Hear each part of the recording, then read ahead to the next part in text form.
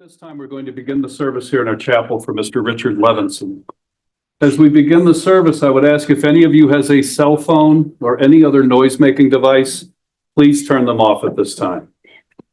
Officiating the service here today is Cantor Scott Simon, and the cantor will begin the service assisting the family in the ancient tradition of Korea. If I could ask the family who's wearing ribbons to please stand together.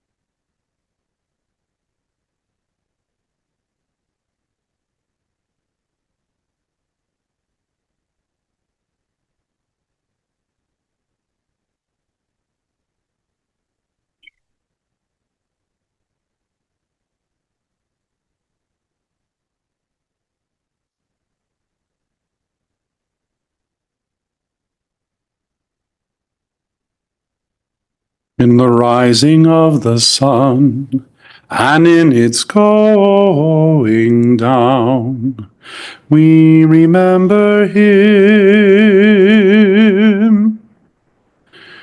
In the blowing of the wind And in the chill of winter, we remember him.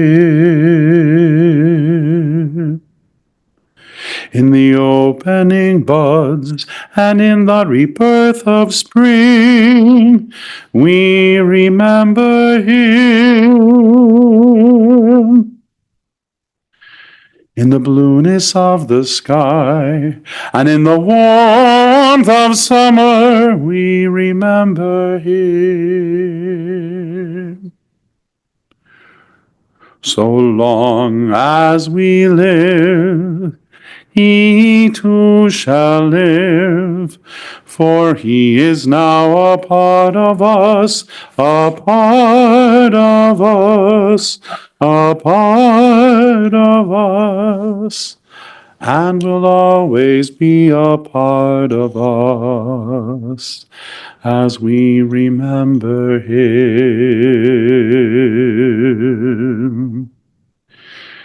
In the beginning of the year, and when it ends, we remember him. In the rustling of leaves and in the beauty of autumn, we remember him. When we are weary and in need of strength, we remember him. When we are lost and when we're sick at heart, we remember him.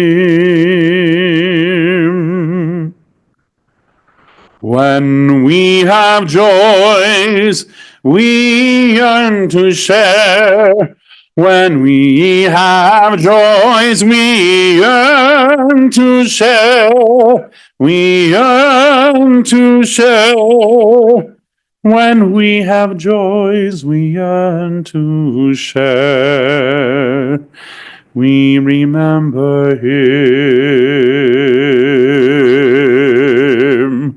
For he is now a part of us, a part of us, a part of us, and will always be a part of us as we remember him.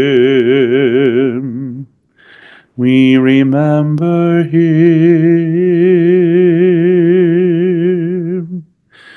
We remember him.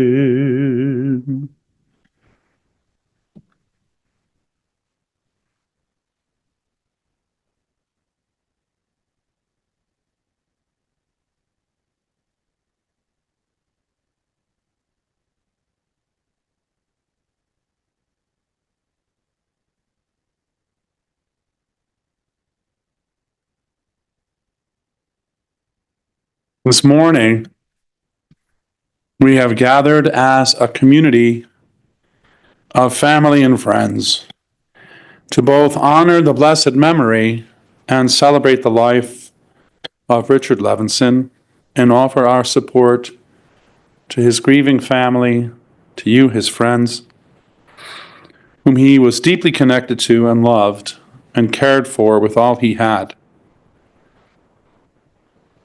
You all mourn your father, grandfather, and cousin and seek wholeness and peace as you bid farewell to him, your strong, devoted, caring, funny, and smart patriarch and friend. We have all reflected on the fact that a relationship once set in the heart is perpetually alive and immediate. That love conquers the bonds of space and time, negating our farewells, diminishing long absences, even making thousands of miles between friends disappear as if by magic. The beauty of love shared is that it binds us to one another and renders any distance traveled or any years past as if it were but an inch or a moment. Our spirits and hearts join in a place created by love, as real as any dwelling, as holy as a whispered prayer, and as lasting and warm as the sun's glow. Let our inner awareness of this bond bring us comfort, for this surely holds true as our beloved Richard has left us on the next step in his soul's journey. For when we are generous, selfless, thoughtful, can I say gregarious, flirtatious, and supportive, as Richard obviously was, and when we share ourselves as a loving son, devoted husband, caring and nurturing parent, doting grandparent, and great friend, as he did, then our effect on the universe indeed endures. Blessed by the Creator of life, if we let it be so, the space of our hearts can be a soulful, ever-expanding dwelling for our relationships and an elastic bond that harnesses the love of the souls of those we've loved and all we've had a positive exchange with to carry us beyond our physicality and give us wings to heavenly realms. Amidst our loss, let's take comfort in knowing that Richard's legacy will live on through us, and our love will be his soul's guide and wings to heaven as we pay tribute to him now and always, and do our best to emulate all that was precious, true, and enduring in his life. Richard was the adopted son of Sidney and Gertrude Levinson. He grew up on the north side and attended Von Steuben High School. His father, first a plumber, became a police officer who rose through the ranks to become a highly decorated detective. Richard was a great son who loved and respected his parents and was quite proud of them. His father was great with kids, and Richard emulated him in that way. Scott and Debbie have great memories of him being a great dad and being very fun and kind to their friends when they were children, always joking around, taking them to the pool or playing basketball and making everyone laugh, even up through their college years. Their friends still ask about him. So he wasn't just a jock. He wasn't a jock, but he wasn't a pushover either. And with his humor, his height, and his good looks, he was a well-known commodity among the girls in school. When the kids shared their first story of this with me, I wondered if it would be safe to mention today.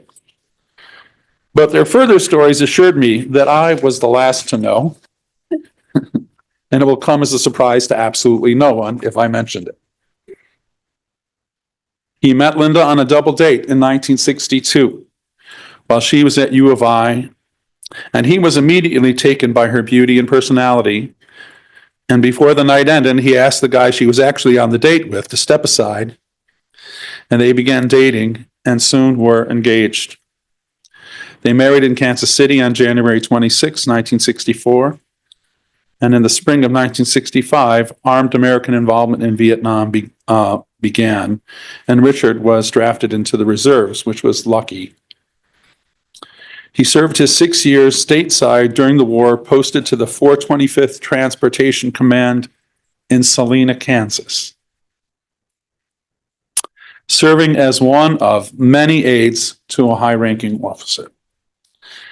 After Richard graduated from Northwestern, he and Linda started their lives in a few different apartments on the north side. But finally, a few years later, after Scott was born, moved to Wheeling, where they stayed for 10 years before moving to Buffalo Grove in 1979. Richard worked in banking and insurance before buying into his first cousin Jerry Basson's Union Tyson Entertainment Ticket Service in 1976, as some of the older partners were nearing the age of retirement. With Linda's encouragement. Not only did his career prove to be a smart and lucrative choice that allowed them and their children to earn a nice living and work together, it also provided them easy access to the most exciting concert and sporting events in town and theater events for over 30 years. Scott and Debbie and their children have so many sweet and exciting memories, seeing great shows, as do their spouses, excuse me, seeing great shows and games with their parents and grandparents.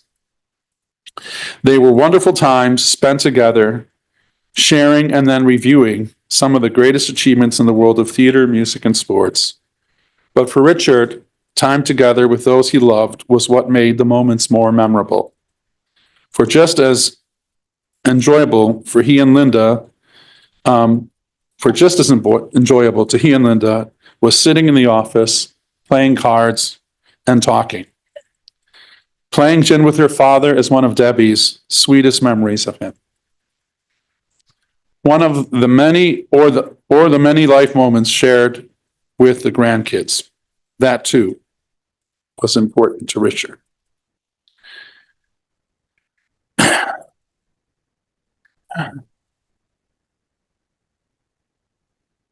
His grandkids felt the same and adored their fun grandpa, who made them feel great and proud of themselves for every achievement and made them laugh even at the small, sweet moments. As his kids joked with me, when the grandkids came along, it was all their dad knew. The two of them and his son-in-law and daughter-in-law, who he adored as his own and was so proud of, didn't completely disappear from his view, but the grandkids and their lives took the most important center stage in town that he wanted to enjoy and be present for. They were definitely the stars of his life. Richard and Linda were both only children, but as can happen with only children, they were very social people who were great at nurturing friendships and social moments to extend their own family reach, as it were. Whether it was their connection to and leadership of Temple High, with their many friends there, whether it was their who they often traveled with all over the world, or their active poker and hearts groups that included some of the same people, or their neighborhood work relationships, or their relationships with their cousins, which they absolutely treasured. They loved spending time together with others and didn't hide themselves away. They had very active social lives. They made their mark and touched others' lives in wonderful and important ways. They were both witty and smart, always had something interesting to talk about, and encouraged great conversation with whoever they were with. And they complimented each other. He with his kind eye, engaging opening greetings, and oftentimes flirtatious compliments that buttered people up, and her with her inner warmth, straight talk, acerbic wit, and lack of sugarcoating. Real,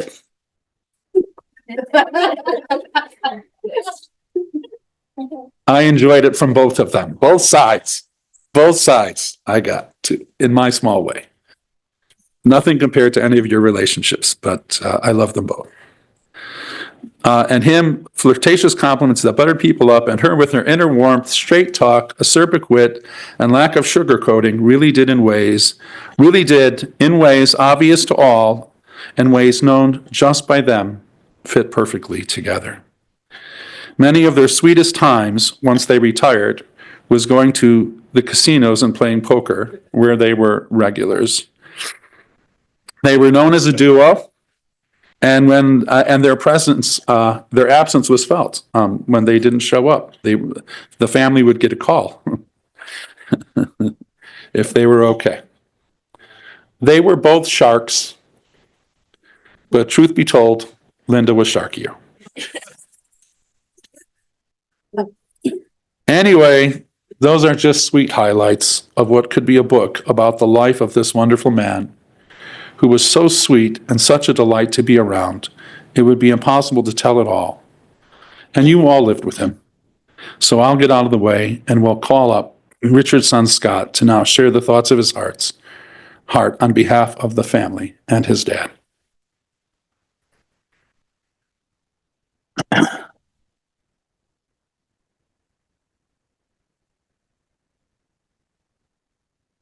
Welcome to the President Jimmy Carter funeral. Sorry, wrong speech. Really, all I could say about my father is he was a great father, father-in-law, grandfather, and friend to many. His life was pure joy. When he met my mom at the University of Illinois, like the cantor said, he was smitten over her. And he wasn't even on a date with her. And he kind of asked the guy, "Do you mind if I ask her out?" And he's like, "Whatever, do it." And on that double date, he actually followed them home to make sure that he didn't do any hanky business and stuff. So, but they fell in love, and they were originally supposed to get married in June of 1964. But my grandfather, Sidney Levinson, was getting sick. So they moved the wedding up. And they went to my grandfather and they said, "We're going to move the wedding." And my grandfather started beaming. He's like, "Linda, are you pregnant?" It happens. It happens I think, it happens. Don't worry about it. We'll move the wedding up. Don't worry. No, you're not. We're not pregnant. We just want to move the wedding up. Okay, that's fine. So they got married June 26, 1964, January 26, 1964, excuse me. 54 years they were married. When he married, it was the happiest day of my dad's life. When my mom passed away, that was the saddest day of his life. But he was proud to have her as part of his life for 54 years. He was a wonderful father, a wonderful grandfather, father-in-law, partner in business, and overall a great friend, not only to me, to my sister, but to all of you out here today. And I appreciate you all coming. He would be floored that people showed up, for this, or there were people still alive to show up. But he truly loved life and was happy to be all part of your lives. Thank you.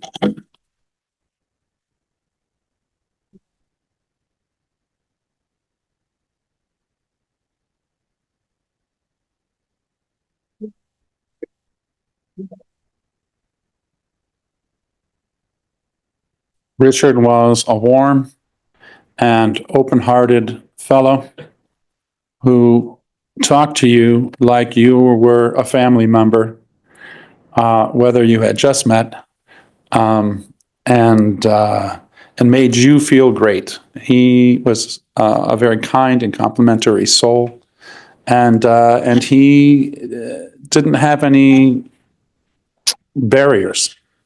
He wasn't closed off, as some people can be. He was not that way at all. And it was a pleasure to know him, and I'm sure an honor, as you all know, to know him. He was the beloved husband of 54 years to the late Linda Levinson, the loving father of Scott, father-in-law of Lori, father of Debbie, and father-in-law of Brian Kolish, proud grandfather of Pammy, Becca, and Erica, and Ethan and Ari. And he was a devoted friend to many, as you all know. Please rise for the Almalei Rachamim prayer.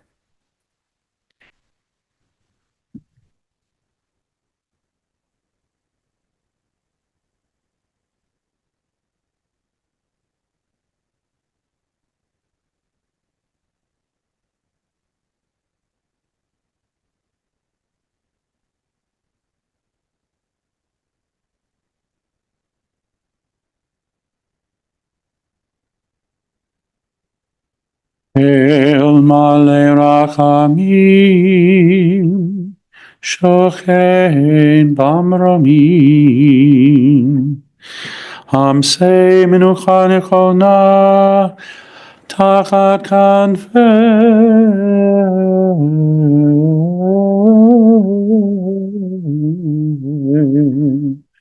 השכינה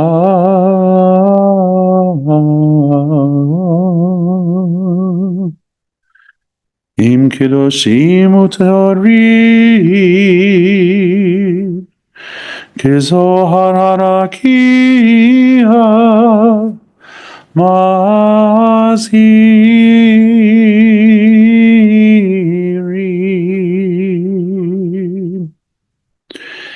את נשמת ריקלה בן סידני וגרטרוד שלח לעולמו בגן עדן,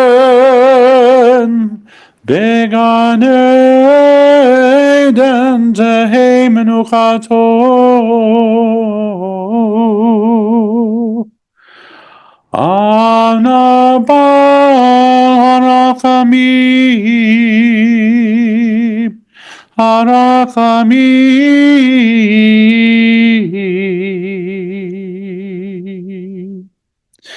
יסתירהו בסתר כנפיו לעולמים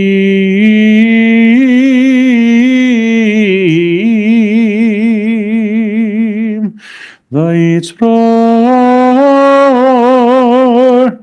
בצרור החיים את נשמתו אדוני הוא נחלתו וינוח בשלום על משכבו ונאמר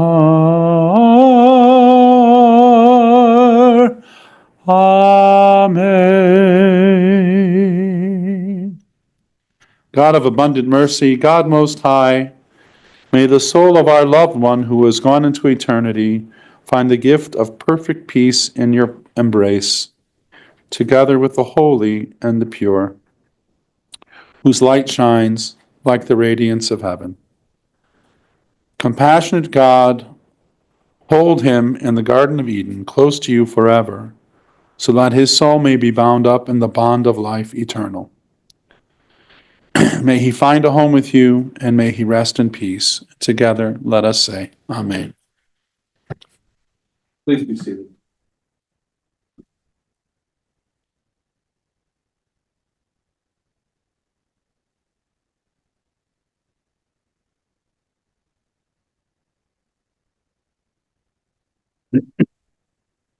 This concludes the service here in our chapel.